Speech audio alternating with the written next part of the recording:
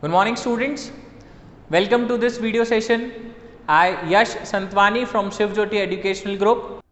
So class, in a previous part of this chapter, that is chapter number 11, accounts from incomplete record as per the NCERT, we have covered all the important topics of this particular chapter. हम लोगों ने जितने भी topics यहाँ पे हैं, जितने भी कॉन्सेप्ट्स अप्लाई होते हैं वो सभी कवर कर लिए थे.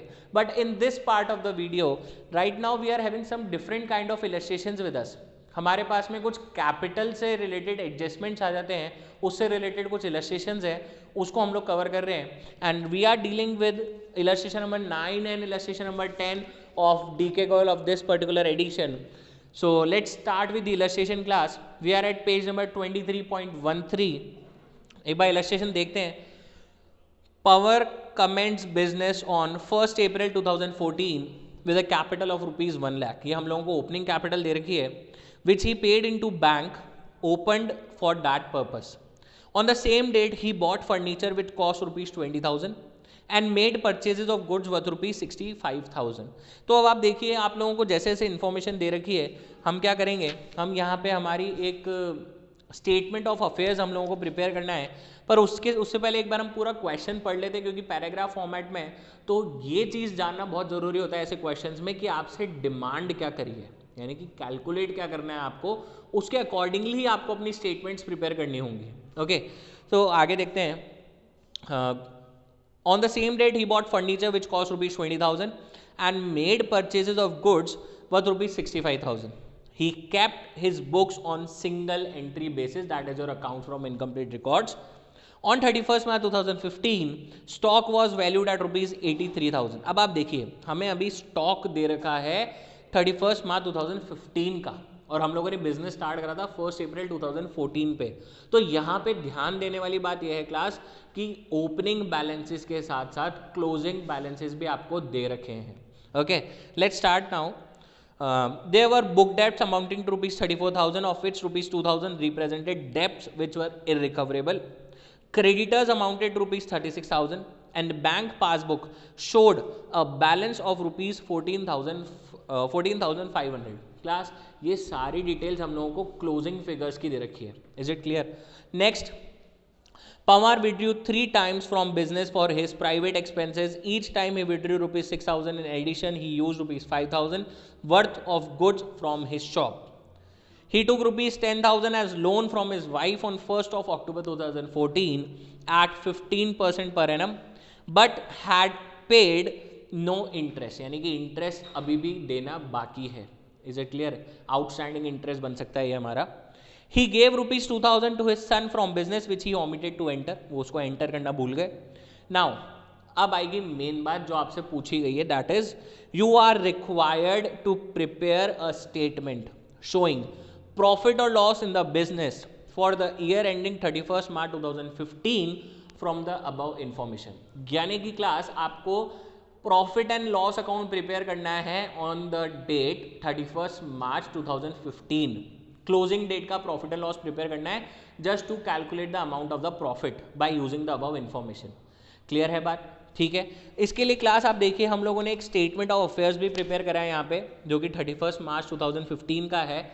ये स्टेटमेंट ऑफ अफेयर्स प्रिपेयर करने के पीछे रीजन क्या है, मैं आपको एक चीज़ समझाता हूँ. देखिए, हमें illustration number, we are right now at illustration number 9. आपको कैलकुलेट क्या करना है? आपको कैलकुलेट करना है क्लास प्रॉफिट. प्रॉफिट कैलकुलेट करने के लिए वी आर अवेयर दैट हमें सबसे ज़्यादा 2 चीज़ों की रिक्वायरमेंट होती है. एक होता है हमारे पास में हमारी क्लोजिंग कैपिटल, और एक होता है हमारे पास में हमारा opening capital. Is it clear? तो क्लास आप देखिए कि क्लोजिंग कैपिटल आपके पास में यहाँ पर अवेलेबल नहीं थी. आपको डिटेल सिर्फ ओपनिंग कैपिटल की दे रखी है. Is it clear? तो ये क्लोजिंग कैपिटल को कैलकुलेट करने के लिए हम लोगों ने क्या करा, हमने एक स्टेटमेंट ऑफ अफेयर्स प्रिपेयर करा है, जिससे आप अपना क्लोजिंग कैपिटल बैलेंसिंग फिगर के तौर पे निकाल सकते हैं. ठीक है. लेकिन एक चीज यहां पर भी आपको ये ध्यान में रखना होगा क्लास कि क्लोजिंग कैपिटल निकालने के लिए जो आप स्टेटमेंट ऑफ अफेयर्स बना रहे हैं, तो वहां पे आपके पास में सारी असेट और लाइबिलिटीज क्लोजिंग डेट पे वैल्यू होनी चाहिए. इन्होंने कुछ असेट की वैल्यूज दे रखी हैं जो ओपनिंग डेट की हैं, क्लोजिंग की है ही नहीं. तो हमें ये अजम्पशन लगाना पड़ेगा कि ड्यूरिंग द ईयर उनमें कोई भी चेंजेस नहीं आए होंगे और फिर उनको यूटिलाइज करना पड़ेगा. Is it clear? So the very first thing we do is we have to prepare a statement of affairs it is a form of balance sheet only, लेकिन ये इनकम्प्लीट इन्फॉर्मेशन होती है, इसलिए इसको हम बोलते हैं statement of affairs. And this will B for the year ending 31st of March 2015. तो पहले हम लोग इसको प्रिपेयर कर लेते हैं. This will be the liability side, amount in rupees, and this will be your asset side, again amount in rupees. Is it clear? Okay. अब यहाँ पर देखते हैं हम लोग. देखिए जो जो इन्फॉर्मेशन दे रखी थी एक बार उसको यूटिलाइज करते हैं क्लास हम लोग. सबसे पहले हमारे पास में यहाँ पर दे रखा था बैंक बैलेंस था. On 31st March 2015 stock was valued at ₹83,000 and bank balance आपको दे रखा था 14,500 रुपीज़ का. ओके तो बैंक लिखते हैं यहाँ पे. बैंक है 14,500 रुपीज़ के लिए. Is it clear? उसी के साथ में क्लास हम लोगों को स्टॉक दे रखा है. स्टॉक था हमारे पास में 83,000 का, तो we have to mention stock over here by the amount of ₹83,000. Alright class, इसके साथ आप देखिए आपको क्रेडिटर्स दे रखा था. Creditors amounted to ₹36,000. तो यहाँ पे लाइबिलिटी साइड में आ जाएगा आपके पास में आपके creditors and that is of ₹36,000. Clear है बात? और देखिए क्लास साथ में आपने एक लोन ले रखा है, loan from his wife. Loan from wife है आपके पास में क्लास 10,000 रुपीज़ का. लेकिन ये आप लोगों ने लिया कब था? 1 October 2014 को. तो एक वर्किंग भी यहाँ पर हम लोग थोड़ी सी करते हुए चलेंगे. हम लोगों ने 1 October 2014 को 10,000 रुपीज़ का लोन लिया है. इसके ऊपर इंटरेस्ट का पेमेंट आपको जो करना था दैट इज ऑफ 15%. वो अभी तक पेमेंट करा नहीं है, तो वो भी लाइबिलिटीज़ में शो होगा, outstanding interest. Is it clear? तो आप यहाँ पर कैलकुलेशन करेंगे 10,000 इंटू 15/100 और 1 October को लिया है तो 6 मंथ के लिए करना होगा. तो दिस विल बी 6/12. तो ये 2 zeros 6 1s 6 2s and 2 1s 2 5s 10. This will B 50 into 15 और ये अमाउंट आएगा क्लास हम लोगों के पास में 750 रुपीज़ का इंटरेस्ट. 750 रुपीज़ का इंटरेस्ट है जो ड्यू है. तो यहाँ पे लाइबिलिटीज़ में आएंगे हम लोग, यहाँ लिखेंगे लोन फ्रॉम वाइफ, अमाउंट आएगा 10,000 रुपीज़ और यहाँ पर ऐड करेंगे हम लोग इसी में हमारा आउटस्टैंडिंग इंटरेस्ट ऑफ 750. तो आउटर साइड पे आ जाएगा 10,750 रुपीज़ की एक लाइबिलिटी हमारे पास में आ जाएगी. Is it clear? उसके बाद देखिए यहाँ पे उन्होंने कहा था हमारे पास में कुछ डेटर्स हैं, कुछ डेटर्स थे, आप उसको देखिएगा. डेटर्स आ रहे हैं क्लास हम लोगों के पास में 34,000 रुपीज़ के. Is it clear? यहाँ पे लिखा हुआ है there were book debts. 4th line में 5th लाइन में है there were book debts amounting to ₹34,000. तो यानी कि डेटर्स थे 34,000 के. Is it clear? और उसमें से उन्होंने लिखा था out of it 2,000 were irrecoverable, यानी कि हम लोगों को बैड डेप्स हो गया. तो यहाँ पे लेस करा हमने हमारा बैड डेप्स ऑफ ₹2,000. तो एक्चुअल डेटर्स आ गए क्लास हम लोगों के पास में हमारे 32,000 रुपीज़ के. Is it clear? ओके. और फर्नीचर ओपनिंग बैलेंस में दे रखा था, फर्नीचर क्लोजिंग में नहीं था. प्लस फर्नीचर के ऊपर कोई भी डेप्रिसिएशन की रेट नहीं दी थी.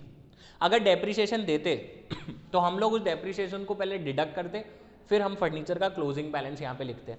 लेकिन अभी कोई भी डेप्रिसिएशन की रेट नहीं है, तो इसलिए हम लोगों को हमारा फर्नीचर एज इट इज़ लिखना पड़ेगा. And the amount of the furniture will be of ₹20,000. जो अमाउंट है यहाँ पे वो है क्लास 20,000 रुपीज़ का. This was the all of the assets and all of the liabilities. अब हम एक बार हमारा टोटल देखते हैं. टोटल आ रहा है क्लास हमारे पास में 7,16,000 रुपीज़, सॉरी टोटल आ रहा है 1,49,500 का. 1,49,500. यहाँ पर भी 1,49,500 रुपीज़ का टोटल है. बैलेंसिंग फिगर से देख रहे हैं तो कैपिटल आ रहा है क्लास 1,02,750 रुपीज़ का. So this will be your capital as balancing figure. और ये हमारी कौन सी कैपिटल बनेगी क्लास? क्लोजिंग कैपिटल बनेगी. Okay. So what we have done is हम लोगों ने पहले बैलेंस शीट बनाई, स्टेटमेंट ऑफ अफेयर्स बनाया, जितनी भी इंफॉर्मेशन दे रखी थी क्लोजिंग डेट पे उन्हें लिखा, ओपनिंग डेट की इंफॉर्मेशन को भी यूज़ करा, एडिशनल इन्फॉर्मेशन अगर कोई दे रखी है उससे रिलेटेड तो उसको यूज़ करा, और फिर उसके बाद में हमने इसको कंप्लीट करके हमारा क्लोजिंग कैपिटल कैलकुलेट कर लिया as the balancing figure. Okay, but this was our working note. ये हमारा मेन सॉल्यूशन का पार्ट नहीं है, ये वर्किंग नोट था। उसने हमसे मेन मांगा क्या है, उसने हमसे मेन बोला था आपको स्टेटमेंट ऑफ प्रॉफिट और लॉस प्रिपेयर करना था। We have to prepare statement of profit और लॉस। हम लोगों को ये देखना है कि हमें प्रॉफिट कितना हो रहा है, लॉस कितना हो रहा है, the main objective of preparing the accounts. Is it clear? Accounts करते क्यों हैं? प्रॉफिट और लॉस जानने के लिए। तो भले से सिंगल सिस्टम पर था लेकिन उसको प्रॉफिट जानना था, सिंगल एंट्री पे चल रहा है लेकिन प्रॉफिट देखना है, तो हम लोग प्रॉफिट प्रिपेयर करके दे देंगे उसको, P&L बना के प्रॉफिट कैलकुलेट करके देंगे। Is it clear? तो सबसे पहले यहाँ पे हम लोग लिखते हैं हमारी closing capital, closing capital which is as at 31st of March 2015, और अमाउंट आ रहा है क्लास हमारे पास में 1,02,750 रुपीज़ का। क्लोजिंग कैपिटल का अमाउंट आ रहा है 1,02,750 रुपीज़ का। इसके अलावा देखिए आप ड्राइंग्स, उसने काफ़ी सारी अलग अलग तरीके से ड्राइंग्स कर रखी है क्लास। तो अगर हम लोग ड्राइंग्स देखते हैं, ड्राइंग्स को हमें ऐड करना होता है, add drawings during the year, add drawings during the year. तो आप देखिए सबसे पहले तो उसने कैश में ड्राइंग्स करी थी 6,000 रुपीज़ 3 टाइम्स विड्रॉ करें। तो यहाँ पे हम लोगों ने लिखा कैश 6,000 इंटू 3, अमाउंट आ रहा है क्लास 18,000 रुपीज़ का। उसी के साथ में उसने अपने सन को कुछ अमाउंट दिया था, डेट इज ऑफ ₹2,000। ओके, वो भी ड्राइंग्स इन कैश है। 2,000 रुपीज़ ब्रैकेट में लिखेंगे अपन सन, यहाँ पर अमाउंट आ जाएगा हमारे पास इधर 2,000 रुपीज़। उसके अलावा करिए इन्होंने ड्राइंग्स इन गुड्स, गुड्स विड्रॉ करे थे, पर्सनल यूज़ के लिए कुछ गुड्स विड्रॉ करे थे क्लास इन्होंने यहाँ पे, और उसका अमाउंट है क्लास हमारे पास में 5,000 रुपीज़ का। तो टोटल ड्राइंग्स आ रही है हमारे पास 25,000 रुपीज़ की। Is it clear? Total drawings आ गई है 25,000। इसको अगर हम प्लस करते हैं तो यहाँ पे आ रहा है 1,27,750। ये तो हमारा टोटल आ गया। अब हम देखेंगे जो हमें लेस करना है, जिन जिन चीज़ों को लेस करना है आपको, तो आप देखिए इसमें से डायरेक्टली आप लेस कर दीजिए आपकी ओपनिंग कैपिटल, ठीक है, क्योंकि कोई भी एडिशनल कैपिटल इंट्रोड्यूस नहीं हुई थी। वाइफ से लोन लिया था, फंड्स की रिक्वायरमेंट आई थी, तो we have taken a loan from wife. Okay, the proprietor has taken a loan from his wife, लेकिन एडिशनल कैपिटल नहीं ली कोई लगाया था, तो उसलिए हम उसको लेस नहीं कर रहे। अगर कोई एडिशनल कैपिटल होता तो लेस कर देते, डायरेक्टली ओपनिंग कैपिटल को लेस करेंगे यहाँ पे। तो ओपनिंग कैपिटल आ रहा है क्लास हम लोगों के पास में 1 लाख रुपीज़ का। Opening capital is of ₹1 lakh. Is it clear? तो डायरेक्ट आपका प्रॉफिट आ जाएगा 27,750 रुपीज़ का। आपका profit earned during the year will be your answer of ₹27,750। Class एक चीज़ समझनी है यहाँ पे, अगर ये डबल एंट्री सिस्टम होता तो हमने जो बैड डेब्ट्स लिखे थे यहाँ पे, जो हम लोगों ने बैड डेब्ट्स करे थे, इन बैड डेब्ट्स को हमें P&L में दिखाना होता है। अभी हमने शो नहीं करा, ठीक है। इसके अलावा हम लोगों ने जो आउटस्टैंडिंग इंटरेस्ट करा, इंटरेस्ट नाम का एक्सपेंस था हमारा, अगर हम लोग इसको भी देखते तो हमें इसको भी P&L में रिकॉर्ड करना होता है जब हम डबल एंट्री सिस्टम पे वर्क कर रहे होते हैं। लेकिन this is the single entry system, यहाँ पे डबल एंट्री हो ही नहीं है। इस वजह से इन एडिशनल एडजस्टमेंट्स का 2 साइडेड ट्रीटमेंट हमने नहीं करा, हमने उसका सिंगल साइड ट्रीटमेंट करा बैलेंस शीट में या स्टेटमेंट ऑफ अफेयर्स में।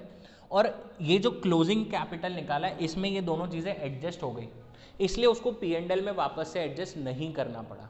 ये समझने वाली बात है, and this is the only difference between double sided entry system and your single entry system. Is it clear? Okay, so in this manner you have to calculate your profits, and this was all about this chapter. We have completed the whole of the chapter, that is accounts from incomplete records. Keep practicing with the illustrations, with the unsolved one from the NCERT as well as from the DK Goel. Stay home, stay safe. Thank you so much.